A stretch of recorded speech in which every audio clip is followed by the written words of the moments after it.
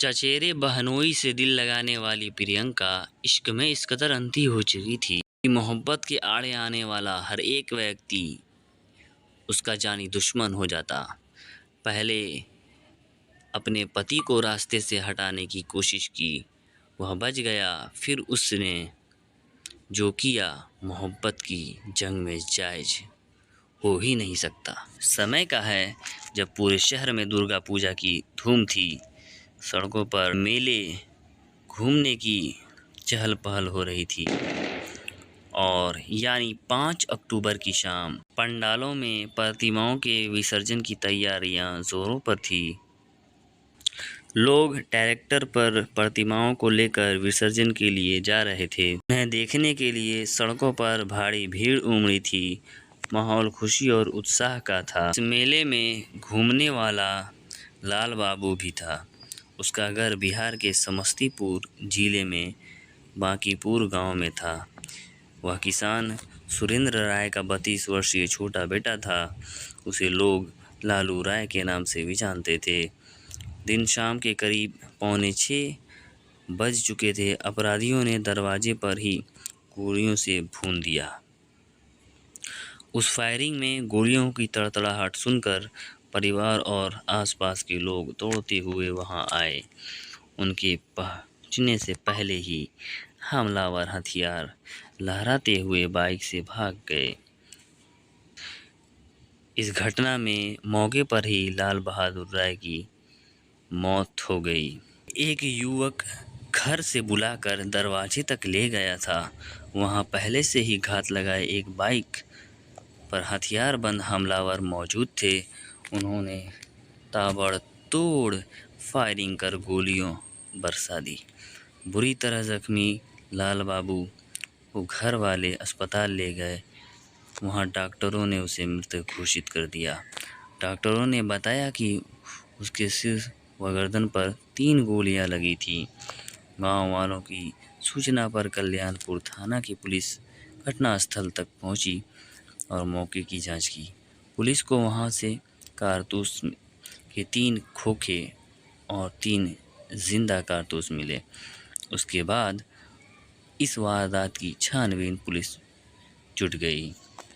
इस संबंध में लाल बाबू के पिता सुरेंद्र राय की तहरीर पर 7 अक्टूबर सन 2022 को थाने में अज्ञात हमलावरों के खिलाफ आईपीसी की धारा 302/34 आईपीसी एवं 27 आर्म्स एक्ट के तहत रिपोर्ट दर्ज की गई। लाल बाबू हत्याकांड से पूरे शहर में सनसनी फैल गई।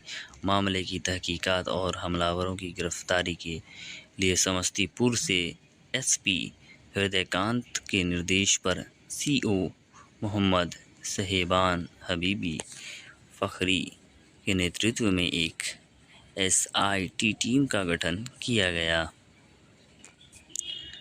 टीम में कल्याणपुर के SHO Gautam Kumar, inspector Akhilesh Kumar Rai, reserve police बल के इंस्पेक्टर राहुल कुमार, तकनीकी सेल से इंचार्ज इंस्पेक्टर अनिल कुमार सिंह, संजय कुमार सिंह आदि शामिल किए गए।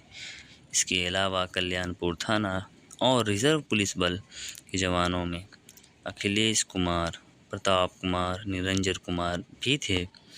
जांच का सिलसिला घटनास्थल से शुरू हुआ। मृतक के घर वालों से पूछताछ करने के बाद हमलावरों तक पहुंचने के लिए तमाम तकनीकों का इस्तेमाल किया गया। पुलिस टीम को जल्द ही सफलता मिल गई। वारदात में 3 लोगों के नाम सामने आए, जिनमें एक युवती प्रियंका कुमारी का नाम भी था। प्रियंका का नाम ही नहीं आया, बल्कि पुलिस ने उसे ही पूरे घटनाक्रम का मास्टरमाइंड बताया। मृतक बाबू लाल बाबू उसका चचेरा भाई था। अन्य आरोपों में एक प्रियंका का चचेरा बहनोई अमित कुमार और अमित का दोस्त अभिनंदन कुमार था। उनके बयानों के बाद गोलियां दागने वाले हमलावरों की भी गिरफ्तारी संभव हो पाई। लोगों को हैरानी तब हुई जब उन्हें मालूम हुआ कि इस वारदात को अंजाम देने में प्रियंका चचेरे बहनोई अमित कुमार से प्रेम करती थी। जबकि प्रियंका की शादी हो चुकी थी और अमित भी 2 बच्चों का बाप था। प्रियंका की शादी 1.25 साल पहले 25 जुलाई सन 2021 को दरभंगा जिले के रमौली गांव निवासी शिक्षक राम पुकार राय के इकलौते बेटे विजय कुमार राय के साथ ही हो चुकी थी।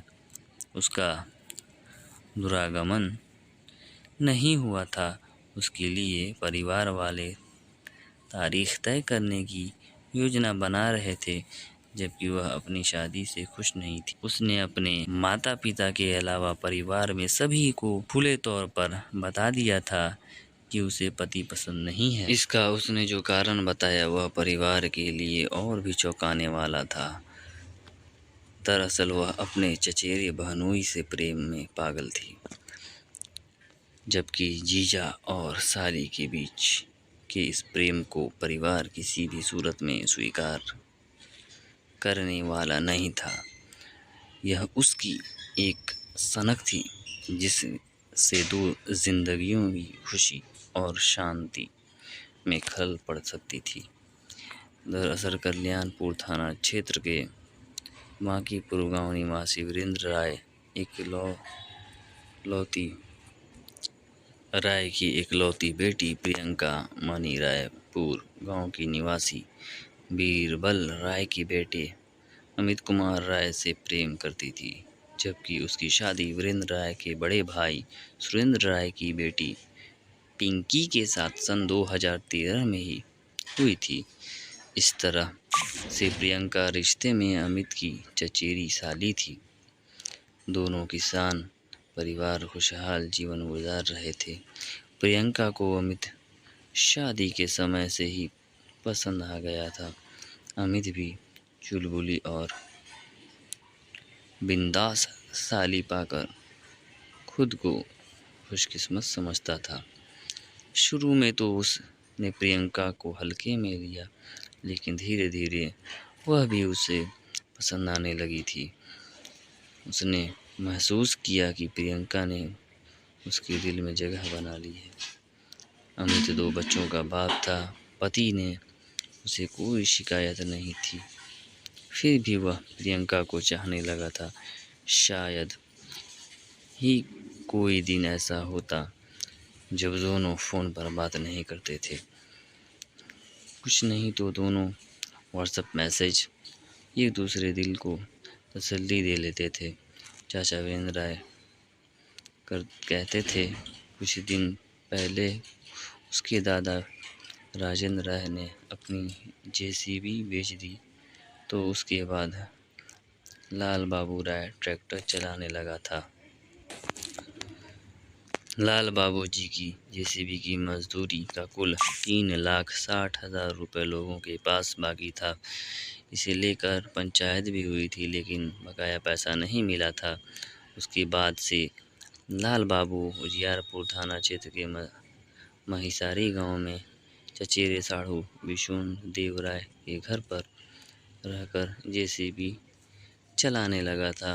घटना के दिन दुर्गा पूजा के मौके पर वह घर आया हुआ था। इसी दिन 5 अक्टूबर को प्रियंका का दुरागमन था, जिसके चलते घर में और बाहर बरामदे में काफ़ी हलचल थी। परिवार के कई लोग बैठे थे। शाम के वक्त हल्का धुंधला होने से ठीक पहले लाल बाबू देवी दुर्गा का विसर्जन देखकर घर आ गया था और कमरे में बैठा टीवी देख रहा था। इस हत्याकांड के मुख्य साजिशकर्ता लाल बाबू की चचेरी बहन प्रियंका सहित घटना में शामिल उसके बहनोई अमित कुमार राय और उसके दोस्त अभिनंदन कुमार को पुलिस ने गिरफ्तार कर जेल भेज दिया। कथा लिखे जाने तक शूटर पुलिस के हत्थे नहीं चढ़ पाए हैं।